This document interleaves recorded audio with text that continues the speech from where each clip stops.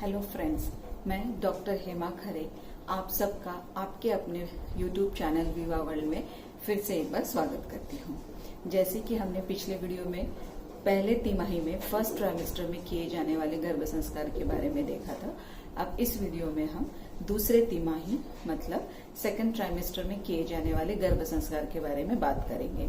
जैसा कि मैंने आपको पहले वीडियो में भी बताया है कि गर्भ संस्कार यह गर्भ के स्वरूप के ऊपर किया जाता है कि हर महीने में गर्भ का स्वरूप कैसा है उसको देख के ही हमें गर्भ संस्कार क्या और कैसे करने चाहिए इस बारे में इस वीडियो में बताया गया है। अब अगर हम चौथे माह के गर्भ के स्वरूप की बात करें तो शास्त्र में लिखा है अंग प्रत्यंग विभाग प्रव्यक्त गर्भश्च स्थिरो भवति।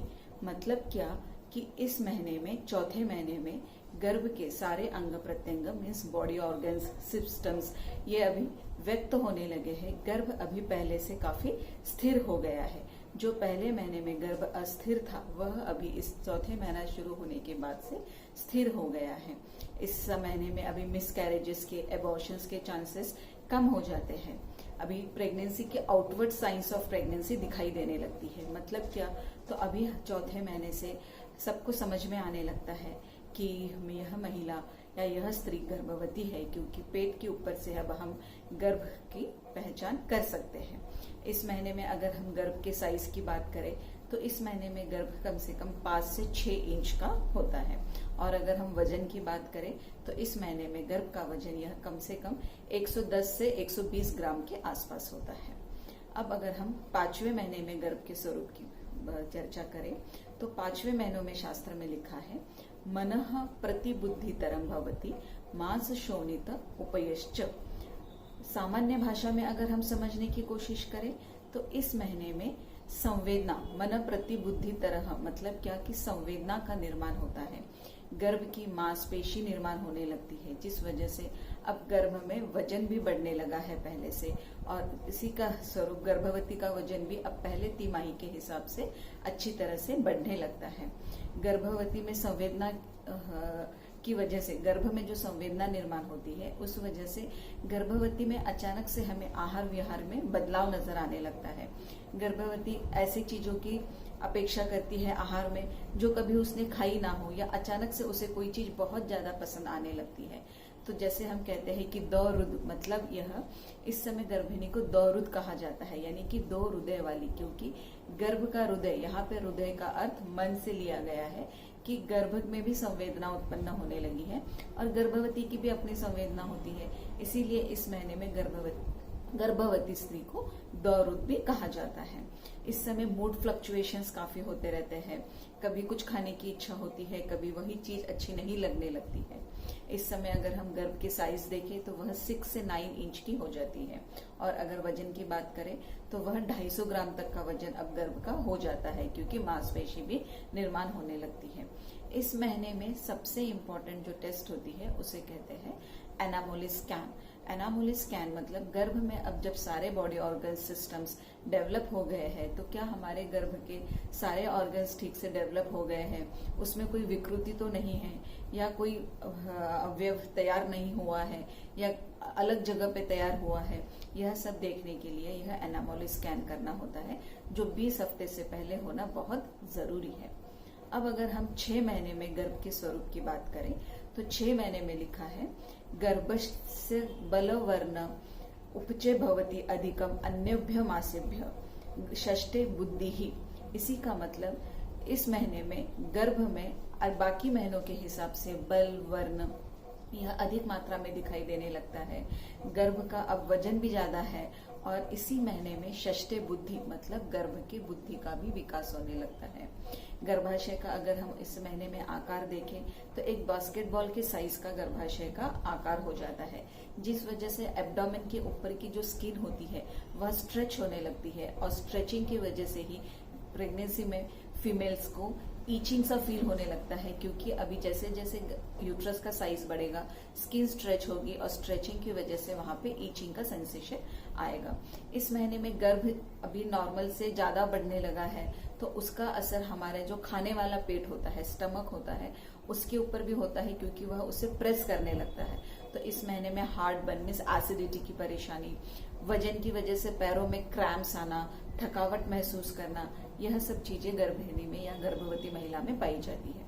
अगर हम गर्भ के साइज की बात करें तो इस महीने में गर्भ एक 10 इंच लंबा हो जाता है और वजन में कम से कम 450 ग्राम से 500 ग्राम के आसपास गर्भ का वजन होता है। इसी समय गर्भ की पूरी हृदय अच्छी से तैयार हो जाता है, इसीलिए कार्डियक इवोल्यूशन की अगर सोनोग्राफी करनी हो तो वह भी 24 वीक्स में 6 महीने के इसमें की जाती है। अगर इन तीनों महीनों का अगर हम स्वरूप देखें और एक लाइन में अगर इस तीनों महीने का अगर हम डिस्क्राइब करने की बात करें तो इस महीने में हम कह सकते हैं you are glowing and showing. मतलब अब गर्भिणी को पहले की जो वजह से जो हार्मोन्स जो सेटल्स नहीं थे, जिसकी वजह से गर्भिणी को नौशिया, वॉमिटिंग ये सब चीजें होती थी, वह अब सेटल हो गई है। अब प्रेगनेंसी की वजह से वह खुश रहने लगती है और अभी प्रेगनेंसी दिखने भी लगी है, इसीलिए you are glowing and you are showing. यह एक सेंटेंस इन 3 महीनों के लिए एकदम से सटीक बैठता है। ये तो हो गई अभी गर्भिणी के या गर्भ के स्वरूप की बातें। अब इस स्वरूप के ऊपर से अगर हम गर्भ संस्कार की बात देखें तो जो हमने पहले 3 महीने में संस्कार किए हैं वह तो हमें कंटिन्यू करने ही है, क्योंकि वह हमने गर्भ को स्थिर रखने के लिए आहार विहार कैसा होना चाहिए ये सब बातें बताई थी।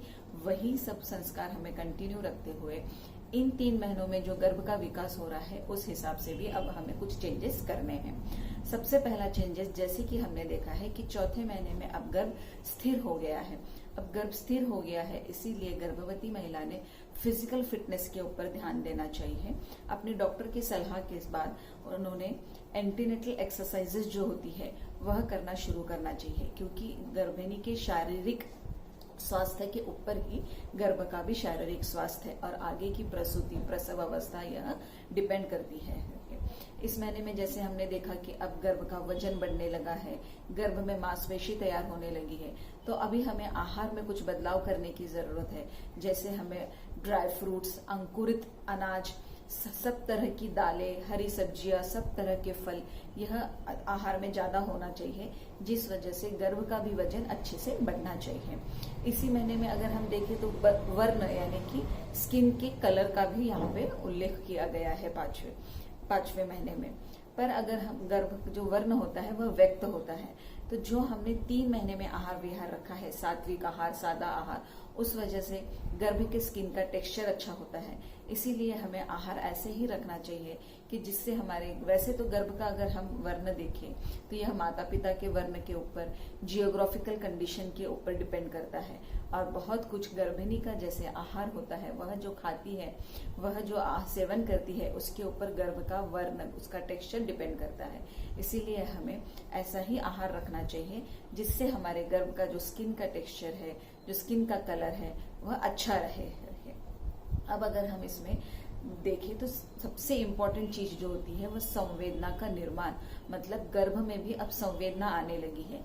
तो ऐसे में गर्भवती ने अपने गर्भ के साथ कम्युनिकेशन करना बहुत जरूरी है।